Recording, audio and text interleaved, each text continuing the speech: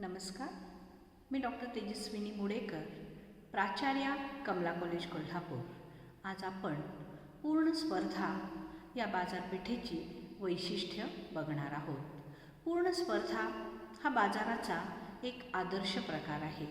पूर्ण स्पर्धेची अनेक वैशिष्ट्ये आहेत. त्यामधलं पहिलं वैशिष्ट्य म्हणजे असंख्य ग्राहक. पूर्ण स्पर्धेमध्ये असंख्य ग्राहक असतात. त्यामुळं एका ग्राहकाची मागणी ही एकूण मागणीचा अल्पसा भाग असते. एका ग्राहकानं आपली मागणी कितीही वाढवली किंवा कमी केली किंवा बंद केली तरीसुद्धा एकूण मागणीवर त्याचा काहीही परिणाम होत नाही. पर्यायानं एका ग्राहकानं केलेल्या मागणीचा वस्तूच्या किमतीवर कोणत्याही प्रकारचा परिणाम झालेला पूर्ण स्पर्धेमध्ये दिसत नाही. दुसरं वैशिष्ट्य आहे असंख्य विक्रेते. पूर्ण स्पर्धेमध्ये ज्यांची मोजदाद करता येणार नाही इतक्या प्रचंड प्रमाणात विक्रेते अस्तित्वात असतात. त्यामुळं एका विक्रेत्यानं केलेला पुरवठा हा एकूण पुरवठ्याचा अगदी अल्पसा भाग असलेला दिसून येतो. त्या पुरवठादारानं आपला पुरवठा कितीही वाढवला किंवा कमी केला किंवा बंद केला तरीसुद्धा एकूण पुरवठ्यावर त्याचा काहीही परिणाम होत नाही.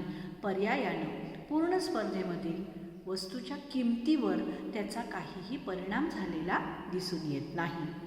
तिसरं वैशिष्ट्य म्हणजे वस्तूचा एकजिनसीपणा.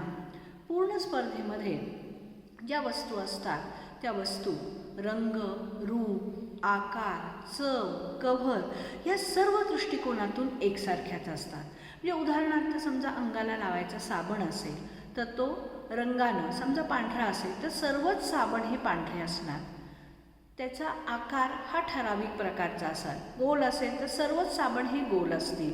किंवा त्याचा सुवास जाईचा असेल तर सर्वच साबणांचा सुवास हा जाईच्या फुलांचा असलेला आपल्याला दिसून येईल. त्याचं कव्हर समजा जर पांढरं असेल तर ते कव्हर सर्वच साबणांचं कव्हर हे पांढरं असलेलं दिसून येतं. म्हणजे रंग, रूप, आकार, चव, कव्हर या सर्व दृष्टिकोनातून ती वस्तू ही एकजिनसी असलेली आपल्याला पूर्ण स्पर्धेमध्ये दिसून येते.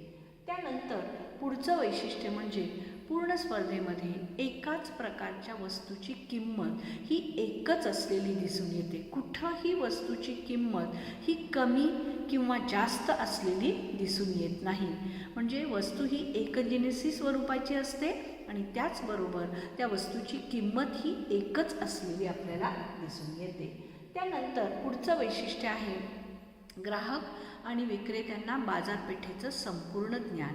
म्हणजे ग्राहकाला कोणता विक्रेता किती किमतीला कुठल्या वस्तूची विक्री करत आहे याचं पूर्ण ज्ञान असतं.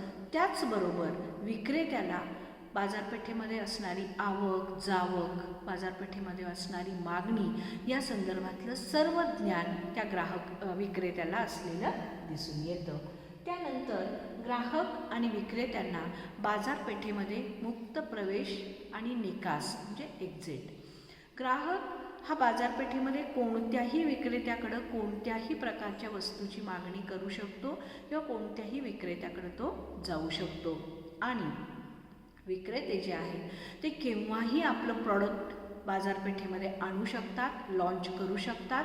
ते केव्हाही बाजारपेठेमध्ये प्रवेश करू शकतात किंवा आपलं प्रॉडक्ट केव्हाही ते बंद करू शकतात. ते बाजारपेठेमधून केव्हाही बाहेर पडू शकतात. म्हणजेच ग्राहक आणि विक्रेत्यांना बाजारपेठेमध्ये मुक्त प्रवेशही असतो आणि मुक्त निकास किंवा एक्झिटही असलेली दिसून येते. त्यानंतर ग्राहकांचा पूर्वग्रह विरहित दृष्टिकोन. जेव्हा ग्राहक बाजारपेठेमध्ये जातो तेव्हा कुठल्याही प्रकारचा पूर्वग्रह करून तो बाजारपेठेमध्ये जात नाही. म्हणजे हा विक्रेता आपल्याला वस्तू स्वस्त देतो, या विक्रेत्याकडे वस्तू चांगली आहे, अशा प्रकारचा कुठल्याही प्रकारचा ग्रह करून बाजारपेठेमध्ये पूर्वग्रह करून बाजारपेठेमध्ये ग्राहक जात नाही. म्हणजे कोणत्याही विक्रेत्याकडे जाऊन तो कोणतीही वस्तू खरेदी करू शकतो. म्हणजे ग्राहकाचा पूर्वग्रह विरहित अशा प्रकारचा दृष्टिकोन पूर्ण स्पर्धेमध्ये असलेला दिसून येतो. पुढचं वैशिष्ट्य आहे पूर्ण स्पर्धेमध्ये जाहिरात खर्च आणि वाहतूक खर्च नसतो. अर्थात पूर्ण स्पर्धेमध्ये वस्तू ही एकजिनसी स्वरूपाची असते. वस्तूची किंमत ही एकच असते आणि त्यामुळे जाहिरात करण्याची गरज पूर्ण स्पर्धेमधल्या उत्पादकाला भासत नाही. त्यामुळे पूर्ण स्पर्धेमध्ये जाहिरात खर्च हा असत नाही. त्याचबरोबर पूर्ण स्पर्धेमध्ये वाहतूक खर्चही नसलेला दिसून येतो. अर्थात आपण वस्तूची किंमत एकच आहे असं मानलेलं असल्यामुळं एका ठिकाणाहून दुसऱ्या ठिकाणी वस्तू न्यायची असेल तर वाहतुकीचा खर्च हा ॲड झालेलाच दिसून येतो. परंतु पूर्ण स्पर्धेमध्ये आपण असं गृहीत धरलेलं असतं, वैशिष्ट्य आहे पूर्ण स्पर्धेचं की वस्तूची किंमत एकच असते आणि त्यामुळे कुठल्याही प्रकारचा वाहतूक खर्च नसतो, हे पूर्ण स्पर्धेमध्ये गृहीत धरलेलं दिसून येतं. त्यानंतर पूर्ण लवचिक मागणी वक्र. पूर्ण स्पर्धेचा जर आपण विचार केला तर पूर्ण स्पर्धेमधला डिमांड कर्व, मागणी वक्र हा पूर्णपणे लवचिक असलेला दिसून येतो. म्हणजे तो OX अक्षाला समांतर अशा प्रकारचा असतो. म्हणजे थोडीशी जरी उत्पादकांना किंमत वाढवण्याचा प्रयत्न केला तर मागणी शून्यावर आलेली दिसून येते. त्यामुळे मागणी वक्र पूर्ण स्पर्धेमध्ये पूर्णपणे लवचिक असलेला दिसून येतो. पुढचं वैशिष्ट्य म्हणजे सर्वसाधारण नफा. पूर्ण स्पर्धेमध्ये उद्योग आणि उद्योग संस्था अशा प्रकारचा फरक केलेला दिसून येतो. पूर्ण स्पर्धेमध्ये दीर्घ कालावधीमध्ये सर्वच उद्योग संस्थांना सर्वसाधारण नफ्याची प्राप्ती झालेली दिसून येते. म्हणजे अतिरिक्त नफाही त्यांना होत नाही दीर्घ कालावधीमध्ये आणि तोटाही त्यांना सहन करावा लागत नाही. उद्योगामधल्या सर्वच उद्योग संस्थांना सर्वसाधारण नफ्याची प्राप्ती झालेली दिसून येते.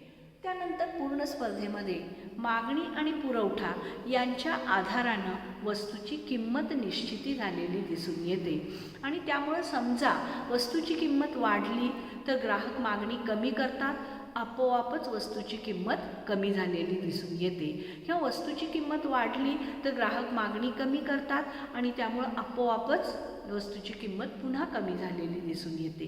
म्हणजे हा आपोआपी समतोल पूर्ण स्पर्धेमध्ये झालेला दिसून येतो. त्यामुळे शासनाचा हस्तक्षेप पूर्ण स्पर्धेमध्ये कुठल्याही प्रकारचा नसतो. शासकीय हस्तक्षेपाचा अभाव पूर्ण स्पर्धेमध्ये असलेला दिसून येतो.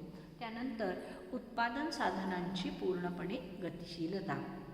पूर्ण स्पर्धेमध्ये भूमी, भांडवल, श्रम, संयोजन ही उत्पादनाची साधनं पूर्णपणे गतिशील असलेली आपल्याला दिसून येतात. म्हणजे भूमी हे वेगवेगळ्या उपयोगांच्या मध्ये आपल्याला वापरता येते. श्रम हे वेगवेगळ्या कामासाठी आपल्याला एका उद्योगातून दुसऱ्या उद्योगामध्ये ते सहज जाऊ शकतात. भांडवल ही ट्रान्सफर एका उद्योगातून दुसऱ्या उद्योगामध्ये करता येतं. म्हणजे अशा प्रकारे पूर्ण स्पर्धेमध्ये उत्पादन साधनांच्या मध्ये गतिशीलता असलेली आपल्याला दिसून येते. ही सगळी वैशिष्ट्य आपल्याला पूर्ण स्पर्धेची आहेत असं आपल्याला म्हणता येईल. धन्यवाद.